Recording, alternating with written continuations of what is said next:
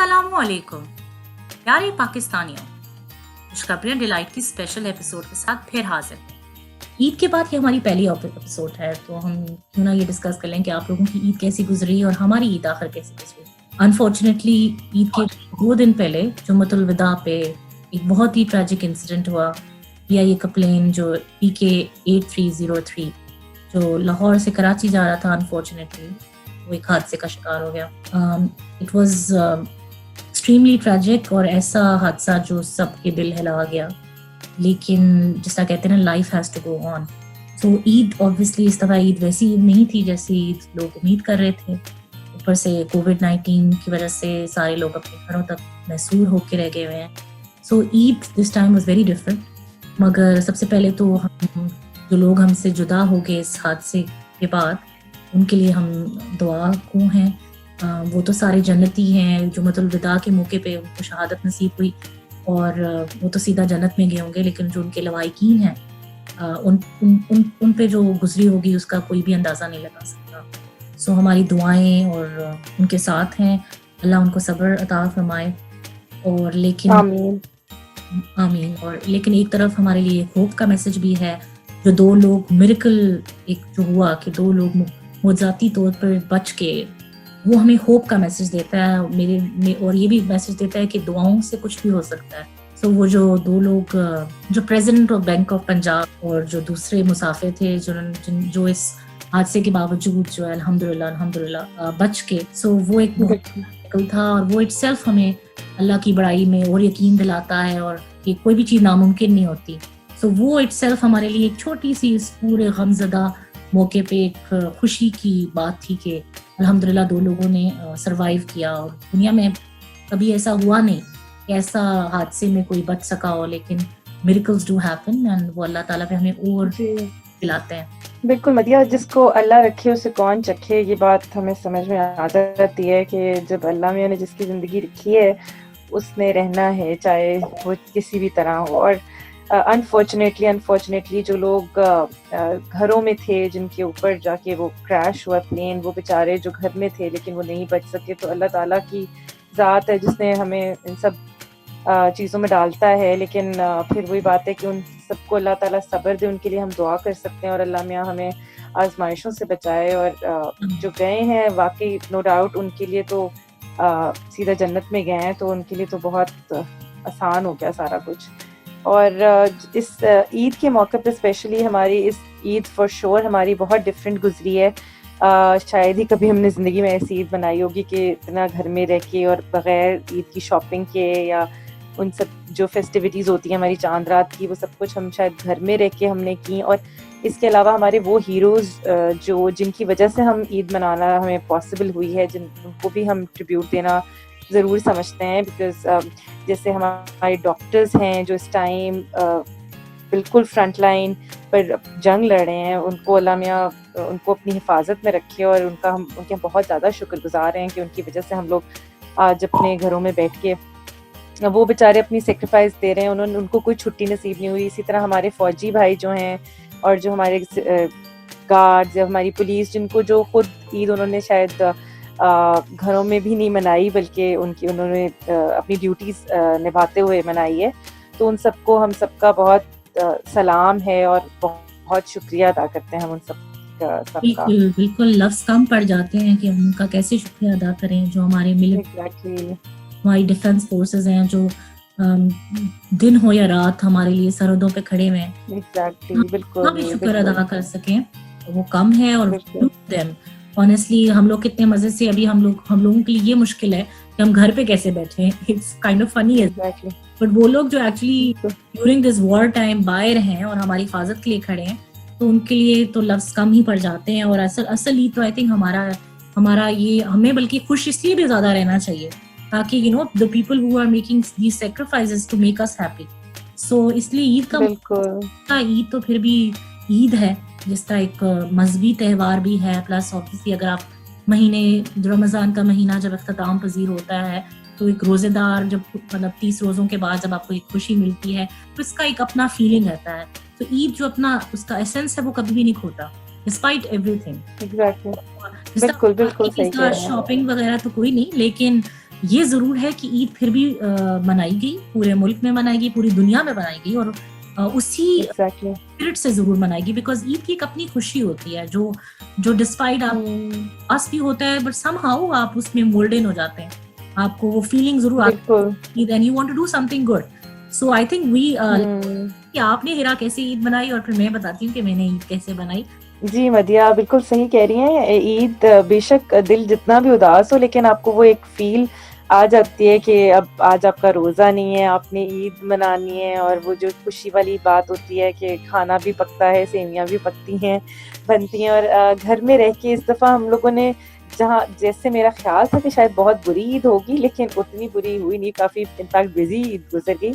और हम लोगों ने बस ये कहा कि जो लोग जिनसे अब हम मिल नहीं सकते, फैमिली से हम लोग उनके घर नहीं जा सकते, तो हम लोगों ने खुद कुछ डिज़र्ट्स बना के और छोटे छोटे ईद के गिफ्ट्स बना के लोगों के घरों में डिस्ट्रीब्यूट कर दिए बाहर से। सो इस तरह हम, इस तरीके से हम एक दूसरे की खुशियों में भी शामिल हो गए, क्योंकि ये बात भी है कि बेसिकली अगर आप खुशियाँ बांटना इटसेल्फ एक बहुत बड़ी नेकी भी है, और मेरा ख्याल है ज़रूरत भी है आज की इस सारे ग्लूमी माहौल में। अगर हम इस टाइम घर में रह के कुछ कर सकते हैं, तो अगर हम खुशियाँ बांटते हैं तो मेरा ख्याल है ये एक बहुत बड़ी हमारी रिस्पॉन्सिबिलिटी भी है। मेरा ख्याल है हमें ये करना चाहिए।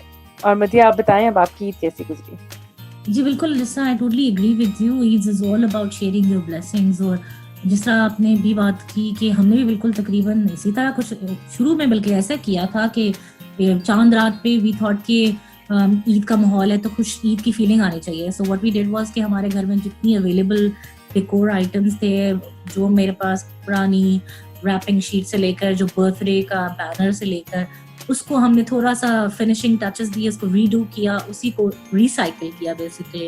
And what we did was कि हमने, जो मैं और मेरी बहन है, वी ट्राइड कि हम ईद का थोड़ा सा डेकोर कर ले। जो हैप्पी बर्थडे बैनर होता है उसको हमने हैप्पी ईद डे बैनर में कन्वर्ट कर दिया। इसी तरह कुछ रैपिंग शीट सी और रिबन्स वगैरह थे, उससे हमने कुछ फ्लावर्स बना के, और जो टेबल होता है ईद पे, और like you said it's all about food as well. So what we did was कि एग्जैक्टली का जो टेबल था उसको सजा दिया थोड़ा सा। We had this plate sort of thing जिसपे हम ईद मुबारक चौक से लिख के, और छोटी छोटी चीजें, small things, small touches, obviously not something grand, लेकिन जो चीजें अवेलेबल थी घर पे उसको यूज करते हुए हमने एक फेस्टिविटी का माहौल क्रिएट किया। जो आपके पास fairy lights I think normally हर एक घर के घर में होती हैं, तो वो फेरी लाइट्स का इस्तेमाल करते हुए, टेबल को डेकोर करते हुए, बैनर्स लगाते हुए, छोटे छोटे स्मॉल टचेस देख के एक ईद की फीलिंग आई। हमने भी बिल्कुल यही कोशिश की थी कि हमने अपना, जिस तरह आप लोगों ने चीजें बना के लोगों को दी, तो वी ऑल्सो थॉट कि ये this is the best idea. फिर आप किसी घर तो जा नहीं सकते, तो हमने भी अपने नेबरहुड में घर पे पका और जो भी चीजें थी तो वी ट्राई कि हम उसको डिस्ट्रीब्यूट करें। एंड ऑब्वियसली उसका एक अपना मजा होता है, एंड फैमिली जब exactly connecting with your family. So आजकल थैंक्स टू दिस टेक्नोलॉजी कि जो लोग घर पे होते हैं वो तो चलो आपस में मिल लिया, लेकिन जो लोग, हम लोग क्योंकि दुबई बेस्ड हैं, तो यहाँ से हम कनेक्ट कर लेते थे टू एवरीवन थ्रू जूम। तो वो भी बहुत ही अच्छी एक चीज थी कि हम टेक्नोलॉजी की वजह से हम बिल्कुल कनेक्टेड थे, वो भी एक अच्छी फील आई। जी बिल्कुल। और मदिया, बताएं अब आज हम इस एपिसोड में क्या डिस्कस करेंगे? ये आज तो हमने खूब ईद की थोड़ी सी बातें करनी है, एंड आई होप हमारी ऑडियंस को, लेकिन आई एम श्योर अब अल्लाह करे आप सबकी ईद बहुत अच्छी गुजरी हो। सो ईद के मौके पे भी थॉट कि आफ्टर ईद हम कुछ ऐसा करें कि हमने पिछले 5 से 6 एपिसोड्स में कुछ ड्रामाज रिव्यू किए थे। उनमें से कुछ ड्रामाज करंट ड्रामाज थे, जिसमें से 2 मेन ड्रामा थे। एक थे ये दिल मेरा, और दूसरा ड्रामा था सबाहत, जो अभी ऑलरेडी ऑन एयर चल रहे हैं। सो वी थॉट कि क्योंकि उस वक्त जिस टाइम पे हमने वो ड्रामाज रिव्यू किए थे, उस वक्त वो शुरू में आए थे या कुछ मिडिल में चल रहे थे, तो हमने सोचा है कि व्हाई नॉट गिव जो अभी current status of that drama है उसको हम मजीद डिस्कस कर लें, बिकॉज उस वक्त तो वो बहुत हमने इनिशियल अपना रिव्यू किया था। तो क्या ख्याल है हिरा? पहले मदिया, मैं तो पहले ये दिल मेरा की बात करूँगी, क्योंकि अब वो बिल्कुल अपने एंड की तरफ जा रहा है। और जब हमने शुरू में रिकमेंड किया था और अब उसमें काफ़ी चेंजेस एकदम से, ऑब्वियसली क्योंकि वो एक थ्रिलर, सस्पेंस और इस तरह की स्टोरी थी, हम उसमें बहुत कुछ रिवील नहीं कर सके थे। लेकिन अब जो लोग फॉलो कर रहे हैं उन्हें अंदाज़ा हो रहा होगा अब, मतलब I am very excited about the last episode now. I think it's going to be the last one next week. और मैं बीच में थोड़ा सा मुझे लगा था लास्ट 2-3 एपिसोड थोड़ी सी ड्रैग हो गई और बहुत स्लो पेस पे चला गया था ड्रामा, लेकिन ये जो लास्ट एपिसोड अभी इस वीक में गुजरी है वो तो अमेजिंग एपिसोड, उस पे तो देखने के बाद मेरी तो टांगे कांपने शुरू हो गई थी because of the amazing Sajal's acting, और इसके अलावा the way it was directed और जिस तरह उसको एग्जीक्यूट किया गया था पूरी सीन को, और बहुत ज़बरदस्त। मुझे ये एपिसोड देख के बहुत मज़ा आया and I was very happy कि ठीक है अब एंड होपफुली अल्लाह करे कि अच्छा हो। और आप बताएं मदिया, आप क्या एंटिसिपेट कर रही हैं, अब क्या होने वाला है? जी बिल्कुल, ये ड्रामा जो है ना हम सबके लिए एक बहुत बड़ा जो है एक सस्पेंस जो है इतना अरूज पे पहुंच चुका है कि हम सब जो है इस वक्त सोचेंगे आखिर क्या होगा, आखिर अमान मर जाएगी या क्या होगा। मेरे ख्याल में इंशाल्लाह आई बिलीव कि अल्लाह करे वो ना मरे, उम्मीद तो यही है कि नहीं मरेगा। लेकिन इस वक्त जिस तरह आपने कहा कि ये लास्ट एपिसोड तो बहुत ही एक्स्ट्राऑर्डिनरी थी, स्पेशली एक्टिंग वाइज। थोड़ी सी आई टोटली बस 3 एपिसोड जो गुजरी है मेरे नजदीक वो थोड़ी ड्रैग थी। अगर वो चाहते तो उन सब की लास्ट 3 एपिसोड को एक एपिसोड में भी कन्वर्ट किया जा सकता था इन माय व्यू। बिल्कुल बिल्कुल। डिस्पाइट एवरीथिंग, एक उसकी पॉजिटिव ये भी बात थी कि we were able to watch our favourite drama again and again. हमें मतलब इतनी, अगर वो पहले खत्म हो जाता तो शायद हमें ज्यादा दुख होता है कि इतनी जल्दी क्यों खत्म हो गया। सो ये otherwise I totally get you and I totally agree कि इसके 3 एपिसोड थी उनको छोटा किया जा सकता था। मगर बहुत मुझे इस ड्रामे की हाईलाइट ये लगी है कि इसमें एक्स्ट्रा ऑर्डिनरी एक्टिंग है, चाहे वो आहद या वो सज्जल अली हो या वो जर्निश खान हो या वो मीरा सेठी हो या वो अदनान सिद्दीकी हो या वो जो बुआ जी हैं या वो जो उनका मुलाजिम जो पढ़ के मतलब समझ नहीं आती कि बंदा तारीफ करे और किसकी ना करे। मतलब बिल्कुल सही बात है। और स्पेशली मुझे तो ये फील आती है कि सज्जल ने अपनी मेरा ख्याल है लाइफ टाइम की से अच्छी एक्टिंग शायद कर दी है। पता नहीं, मुझे तो बहुत अच्छी लगी उनकी एक्टिंग, बहुत नेचुरल। और जिस तरह सॉरी आपको इंटरप्ट किया, लेकिन सज्जल अली जिस तरह आपने कहा बिल्कुल, खैर मुझे टू बी ऑनेस्ट इतनी अच्छी लगती है उनके हर ड्रामे में। इतना मुझे वो जो यकीन के सफर में भी उन्होंने जो एक्टिंग की थी वो बहुत कमाल थी अनडाउटेडली। लेकिन no doubt she is a brilliant actress, there is no other opinion I think. लेकिन कि इस ड्रामा का, क्योंकि इसका जो ड्रामा बहुत ही मुख्तलिफ है पाकिस्तान में, ऐसे आपने मेंशन भी किया था, ऐसे थ्रिलर ड्रामास कभी सस्पेंस ओरिएंटेड बने ही नहीं। ये ड्रामा शायद बड़ा डिफरेंट उसकी उनका लुक आया है और ओवरऑल उनकी जो एक्टिंग है वो बहुत, इसमें एक्टिंग का रूम भी बहुत ज्यादा था, शायद उनको अपनी टैलेंट दिखाने का मौका भी शायद बहुत ज्यादा मिला है because of the character she had. अच्छा मेरे लिए ना सज्जल अली तो खैर obviously like you said she is always been my favourite, लेकिन जो अहद रजा मीन ने इसमें जो एक्टिंग की है जी बिल्कुल बिल्कुल, सज्जल अली को भी कुछ सीन्स में आउट क्लास कर गए। और एक सीन जो बड़ा मशहूर भी हुआ जिसमें वो स्पाइडरमैन लगते हैं, जो बेड से चढ़ के वो सज्जल के पास जाते हैं। सो जो एक्शंस हैं और जो मतलब देखिए नॉर्मली ये होता है कि जो फीमेल्स हमारी एक्ट्रेसेस हैं वो रोने और धोने की एक्टिंग अच्छी कर देती हैं, लेकिन आप मेल से कर रहे होते कि जो हमारे हीरो एक्टर्स हैं उनको आप इतना रोंदे, मतलब बहुत कम ड्रामास होते हैं जिसमें आपको कैरेक्टर दिखाया हो कि हीरो जो रो रहा हो। लेकिन इस जो उस बच्चे का कैरेक्टर से लेके जो वो बड़ा हुआ है, अमान की पर्सनैलिटी पे जो उसमें चेंजेस आती हैं, यू नो, कभी प्यार और कभी वो बिल्कुल नेगेटिव हो जाता है और उसमें जो एक आंसू बहाता है, दैट इज एक्स्ट्राऑर्डिनरी आंसू। एग्जैक्टली, मेरा ख्याल है उनके आंसुओं पे तो बिल्कुल अभी लास्ट सीन में भी जब लास्ट एपिसोड में बिल्कुल बिल्कुल आप सही कह रही हैं, उनका वो जो आंख से एक आंसू गिरता है लेकिन वो बहुत जबरदस्त होता है। बिल्कुल लेकिन वो एक्स्ट्राऑर्डिनरी। इसके अलावा मैं एक चीज और मेंशन करना चाहूंगी मदिया, ये शायद कम लोगों को पता हो लेकिन इसके थोड़े से फ्लॉज, इसमें एडिटिंग के फ्लॉज या कुछ ड्रामे में थोड़े से 1-2 इश्यूज आए थे जिसकी वजह से मुझे थोड़े मसला हो रहा था। लेकिन मुझे अभी, क्योंकि जो इसकी राइटर हैं फरहत इश्तियाक, इनकी फेसबुक ऑफिशियल पेज पे उन्होंने ये चीज़ बताई है कि जो लास्ट एपिसोड थी उसमें एक सीन था जो कि कट किया हुआ था, एडिटिंग में शायद वो कट गया है सीन, जो कि काफ़ी इंपॉर्टेंट सीन था। अगर आप नोट करें कि सज्जल एकदम से उनकी सारी याददाश्त वापस आ जाती है जब अमान के कमरे में जाते हैं, तो वो सब कुछ रिकॉल कर रही होती हैं, जो कि मुझे नहीं समझ आई एकदम से कि उनको कैसे इतनी जल्दी एक कमरे में बैठे बैठे सारी बातें कैसे पता चल गई। तो वो उन्होंने जो राइटर के ऑफिशियल पेज पे अगर आप लोग जाके देखें तो उन्होंने ये मेंशन किया हुआ है कि उसमें एक सीन था जिसमें जो रहमान बाबा हैं, जो अमान के बचपन के जो उनके सर्वेंट होते हैं, वो एक्चुअली सज्जल से मिलते हैं फर्स्ट टाइम और वो सज्जल को बताते हैं कि जब आप छोटी थी तो आप इस तरह झूले से गिरी थी और आपकी चोट का निशान वहाँ से लगी थी चोट, और आपकी अम्मी और अमान की मदर, आप दोनों फ्रेंड्स थी, और सारा बचपन बेसिकली उनको रिकॉल कराते हैं सज्जल को। तो फिर उसको ये बात एकदम हिट करती है सज्जल को, कि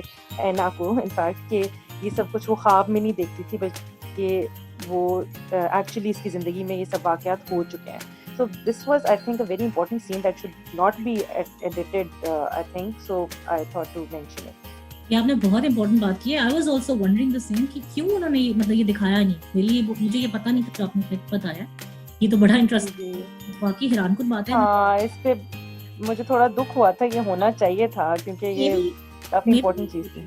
मैं भी ये सोच रही थी कि बहुत रैंडम बात दिखाई है कि एकदम से अमान घर के अंदर गया और वो कहते हैं जी वो सुबह से बड़ी परेशान है, अंदर जाता है तो एकदम उसकी सारी याददाश्त आ जाती है और वो सब चीजें बता रही है।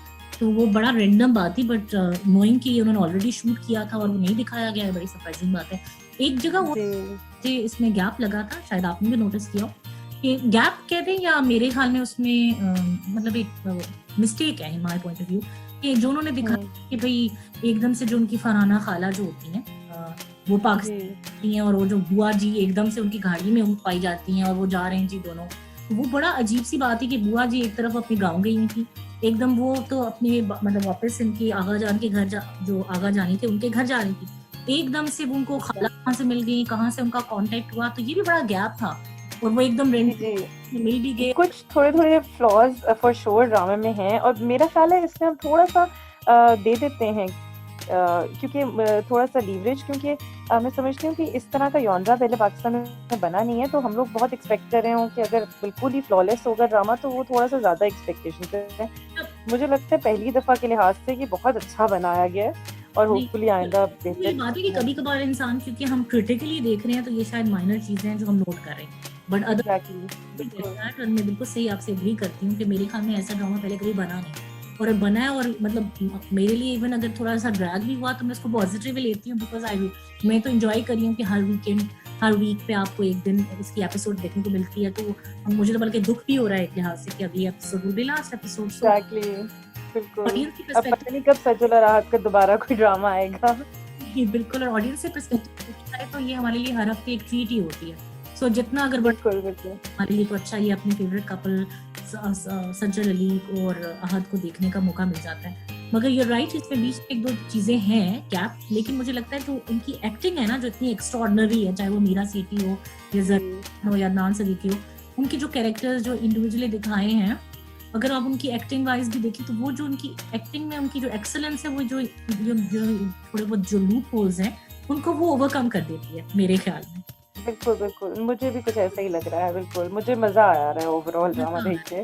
मुझे एक और चीज, बिकॉज हम थोड़े से क्रिटिकली देख रहे हैं, तो मुझे एक और चीज जो बॉदर करी थी, पता नहीं आपको की नहीं थी, कि जो फ्लैशबैक्स थे, वो बार दिखाते हैं तो वो इतने ज्यादा हो गए, रिपीटेटिव हैं कि हमें रट बेटी और जो हुमैरा का क्या सीन थे, नीलोफर उसकी बेटी जो ऐना है उसके आपस में क्या डायलॉग्स थे, हम मतलब एक सीन उन्होंने कल 4 से 5 दफा रिपीट तो कर ही दिया, तो वो थोड़ा डुप्लीकेशन नहीं, कुछ इश्यूज ऑब्वियसली। हाँ जी, बिल्कुल, ये थोड़े मसाइल हैं, इसमें कोई शक नहीं है, लेकिन आई थिंक जाने देते हैं अभी। बिल्कुल, और मुझे इसका ओएसटी बाय द वे बहुत अच्छा लगता है, सजल बहुत मजेदार है वाकई। हाँ, बहुत अच्छा है। जो हेट और लव रिलेशनशिप है ना, जो अमान और ऐना का, वो बहुत क्यूट है। मुझे लगता है वो इटसेल्फ इस ड्रामे की हाईलाइट भी है कि एक तरफ से वो सिर्फ मगर वो इतना प्यार भी करता है, तो वो बड़ा वैसे अच्छा एक हाईलाइट है।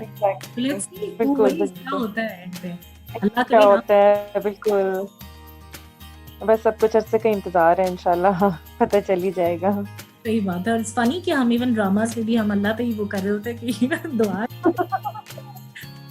बिल्कुल अल्लाह पे तवक्कुल है कि क्या होगा, लेकिन ऑनेस्टली ये ड्रामे का सक्सेस बोल रहा है कि एवरीबॉडी इज विशिंग कि दिस। हाँ, बिल्कुल।